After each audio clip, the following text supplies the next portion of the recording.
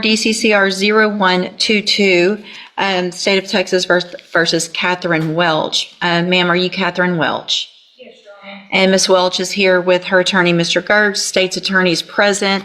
Ms. Welch was previously in court, entered a plea of guilty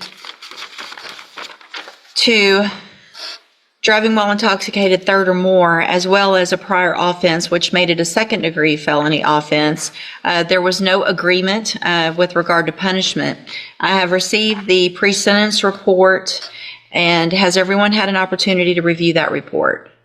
We have, Judge. I have, Your Honor. Are there any additions or corrections to that report? Not from the state, other than I want to acknowledge I have received Mr. Gertz's sentencing memorandum this week. I'm going to get to that too in just a second. Any additions or corrections? Aside from the one comment that I make in the sentencing memoranda about a comment that she made about rehabilitation, I think it's more of a clarification, so I'm happy to touch on that. But other than that, we don't have any additions or corrections. Okay. And Ms. Smallfino has already stated, as well as I received the sentencing memorandum at 5:47 p.m. yesterday. Going to point that out for the record. The Harris County judge got her sentencing memoranda at midnight, so. Well, it was reviewed quite early this morning, but I did review it. Ms. Smallfino, you've had time to review it as well? Same, Your Honor. Okay. Other than that, I think you all should have a couple, there's only a few, but there were some jail incident reports that should have been provided to counsel. Did you both receive those as well? Yes, Judge. I did. Okay. Is everyone ready to proceed with sentencing then? Yes, Judge. Yes. All right. Mr. Gertz, do you have witnesses? I'm not going to call any live witnesses unless the court requires it. When we have a person present from the Dream Center, if the court wants to inquire about that, I would essentially let her come up and talk if you want to have that conversation. But Okay. I think, our focus here is going to be on the topics that we talk about or write about in the sentencing memo. And, just sort of allowing, if the court decides to do what we're asking you to do, we are open and welcome to whatever the court requires of her Sure. to enter and successfully complete. We just wanted you to have that option on the table as well. That Okay. is an option that doesn't cost the court anything. Or Right. the state anything. And for the record, I'm aware of the Dream Center and their program and what they do. And so if I have any specific questions, if we get to something where I would need that, then I appreciate them being here and I'll ask those questions. Ms. Malfino, does the state have any witnesses? No, Your Honor. All right, then argument. Judge, I want to, I recognize this is a unique case and a unique ask that we're making here. This is not something small that we're asking for. I have sort of personally taken Catherine on over the last 3+ years, I guess almost 4 years, as a project for me, if that makes any sense. And what I mean by that is I really wanted to put to the test, could this person do everything that I asked her to do to at least get her an opportunity to be here in front of you asking what we're asking for? She exceeded my expectations by doing the 90-day inpatient rehabilitation. And while she was there, she started to explore with her counselors and her therapists there some of the underlying issues that went beyond just physical addiction, but actually had to do with her mental health and some of the things that she's experienced in her life. I'm not going to detail them on the record, but the court is aware of what those things are. Incredibly traumatic events that I think she had repressed and had never really addressed and explored. And so those counselors recommended not just aftercare, but a specific outpatient program to address some of the trauma issues that she's had. She went and checked into that program, stayed for basically a year, and again, did everything we asked her to do. When I told her to go get her own drug patch, I told her to go get her own interlock device. She did all of that. Those records should be attached to the memo. She was successful, has been following the rules, doing everything we've asked her to do, had been going to AA, had gotten a counselor, actually reached out and befriended the director of the Dream Center to try to figure out what she could do next to sort of commit herself to her sobriety and to fixing the mental health issues that I think stem from the challenges that she faced as a young person.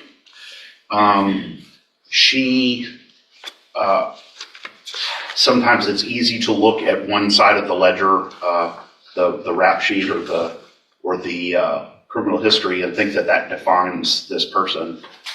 What I have been fortunate enough to do is to really dig down and get to understand her as a human, and see that all the progress she's made, all the effort she's made, and see what she's done well and all of the problems that she's been addressing well. She's obviously very anxious about this day, but we've been looking forward to this day as well to be able to present that. And I want to go down on the bottom of page 2, address what I was talking about in the CSI. So that I'm not saying that this wasn't the words that came out of her mouth, but when she was asked by one of the examiners in the probation report if she felt she needed treatment, she said she didn't feel like she needed treatment. She wasn't opposed either. I want to clarify what we mean by that. I say this here, but what she would say, I think, is she did 90 days of detox rehab related treatment, has continued aftercare, has continued mental health care. But in terms of going to a program that is specifically targeted at people who are currently using or currently intoxicated, I think she thought that wasn't the direction that would be ideal. She will do whatever you want her to do, but I wanted to explain what that comment means. And so, because a lot of times, as you know, Judge, private rehabilitation programs will just reject you if you've been clean for 3+ years, as she has. And so they just won't even accept you at all. So I think that was just a misunderstanding or a miscommunication between the probation officer and Catherine. But nonetheless, she's willing to do whatever the court chooses here. Additionally, we've been in contact with her current parole officer. They are willing to keep her on parole instead of revoking her, depending on what the court does here. And so that was encouraging as well. I think we had the same kinds of conversations with them about her recovery and about her efforts. And so I think that was an encouraging sign from them. And then finally, Judge, you see, we didn't want to focus too much on support from the community because, again, this isn't just a run-of-the-mill case. This is a different focus. But she is married. She has a family. She recognizes the impact that all of this has had on her family and her relationships, the strain it has put on her husband, both financially and also emotionally. And she accepts responsibility for that, and is asking the court to consider this extremely rare position that we're asking the court to take here. Obviously, if the court would like her to address the court, she is happy to do that. Or I'm not sure how you want to proceed on that. Okay, thank you. Ms. Malfino? Judge, I don't envy the position that the court is in this morning. I do take very seriously the comments of Mr. Burks. I take him at his word for that, and I hope that all of those things are true. It's difficult for me as a representative of Jefferson County and the state and the citizens that are on the roads every day to stand up and say I agree with probation, but I don't disagree with the things that Mr. Gertz has said and the information that is in his sentencing memo. To play the other side of the coin, does it suggest that she received the benefit of the doubt already by me waiving the habitual status that she could have been facing based on her number of priors? Does it seem in good conscience that I can say I ignore all of those priors? Absolutely not. But obviously, we have seen that her multiple trips to the penitentiary have resulted in no change of behavior until hopefully now in these last 3 years. And I do sympathize with Ms. Welch as an individual. Again, it's hard for me as a district attorney assistant district attorney to say that I concur with the punishment being probation, but I don't, again, disagree with the comments that Mr. Gertz has. We've had multiple conversations about this case. I know he's worked very diligently at it. I don't really know, Judge, and that's why it's before you, that putting her in prison for 20 years and her getting out in 2 versus an extensive probation period where she could continue the recovery she's been doing is a better option. But again, I don't know what is in the best interest of public safety. Unfortunately, none of us do. So I would defer to the court's wisdom and whatever you think is appropriate based on the volume of information that you have before you. All right, thank you. Anything else? Would you like to say something, Judge? Your Honor, I just want to say that the past was fueled by drugs and alcohol. I take complete responsibility for that. I did not know from very young when things happened in my life that it could have been, some of it could have been treated and stopped earlier if I had gotten help for my mental health. That after I received this DWI, that helped me get myself to a place that I could go into a treatment program and deal with some of those past traumas. In the past, I didn't. I medicated and drank to just forget about the pain, just numb myself out. I didn't know how else to deal with that until when I got on my mental health meds, and I have bipolar, I have PTSD, and my mind back then was very chaotic. And I just want to say, after I had my mental health meds, I was able to go through treatment at Santa Maria in Houston, and that place really saved my life. I did extensive 90-day treatment with trauma counselors. It was a trauma-informed community there. And also, when I completed that, I worked an outpatient program, but I still lived on their facility. I went to the sex trafficking and recovery program, and I was in that for about 8 months, where I got the state paid for the counseling for trauma still. And I just worked really hard in that. I got a job while I was in there. And then once that program was over, I moved to a sober living facility in Oxford House in Spring, and I worked there.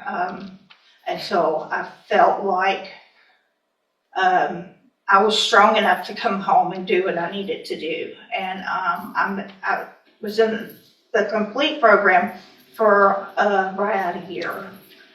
And I'm sorry, I'm very nervous today. And I know that my past record is, like Ryan said, atrocious.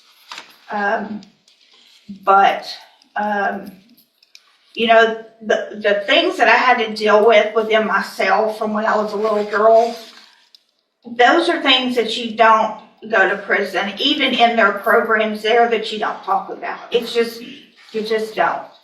And I'm asking you, please do not send me back to prison. I want to move forward. I have moved forward in my life, and this year that I've been in jail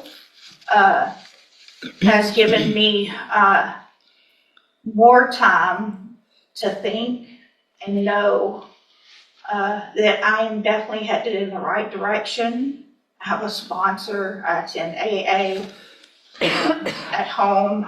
I had moved on with my life as far as I could with my sobriety. I mean, I knew this charge was out there. And I think I made some good, really good choices with my Mid-County AA friends. They've helped me a lot. And I am open to anything. I will abide by all the rules, and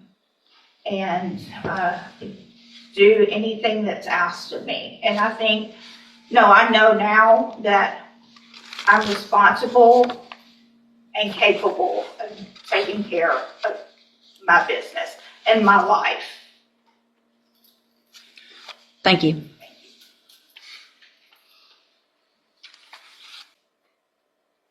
So, Ms. Welch, Ms.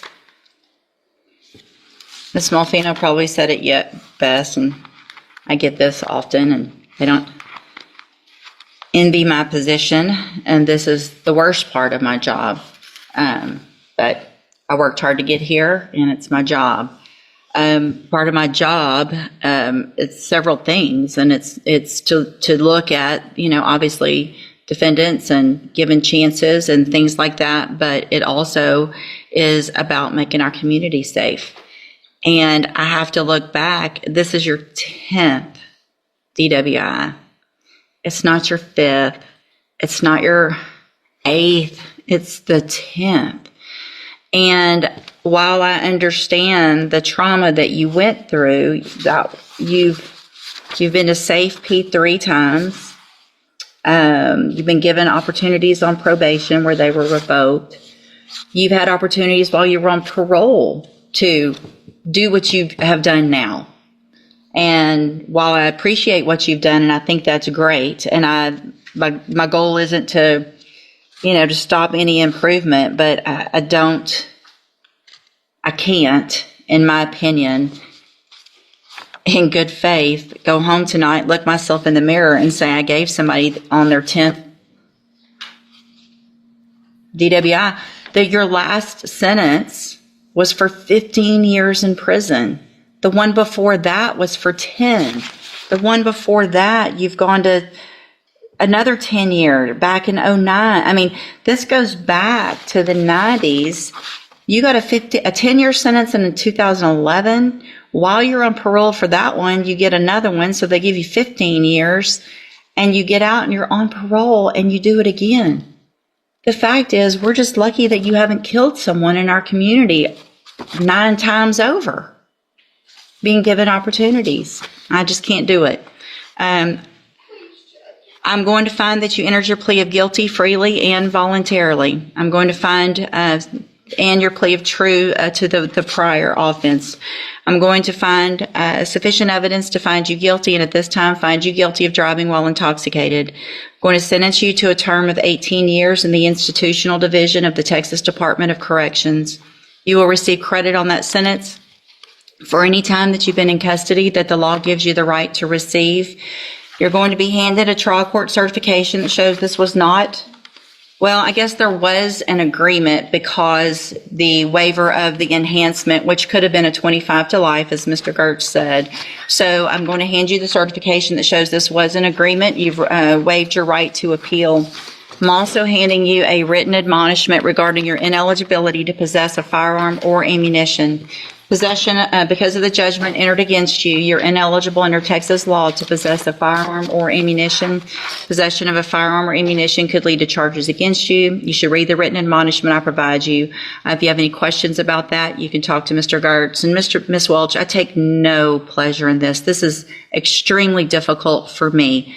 I understand to some extent addiction, and I understand that you are on a better path. However, there have been plenty of opportunities in the past where you were on a better path and you got back out and you got back on our roads again. And so good luck to you, ma'am. Thank you, Mr. Gertz and Ms. Malfino. Court will be adjourned. In this courtroom case, Catherine Welch appears for sentencing after pleading guilty to a third DWI offense, which is considered a serious felony. Her defense presents a strong argument, emphasizing that over the past 3 to 4 years, she has completely turned her life around, completing rehab, undergoing mental health treatment, attending AA meetings, and staying sober. Her lawyer asks the court for a rare opportunity. Instead of prison, he requests continued rehabilitation and supervised programs, highlighting her accountability and the progress she has made. On the other side, The prosecution acknowledges her efforts but stresses the seriousness of her repeated offenses and the risk to public safety. Now, the judge faces a difficult decision. Should she be punished with prison or given a second chance to continue her recovery? Backhand index pointing right, this case becomes a powerful clash between justice and rehabilitation, with the final decision holding life-changing consequences.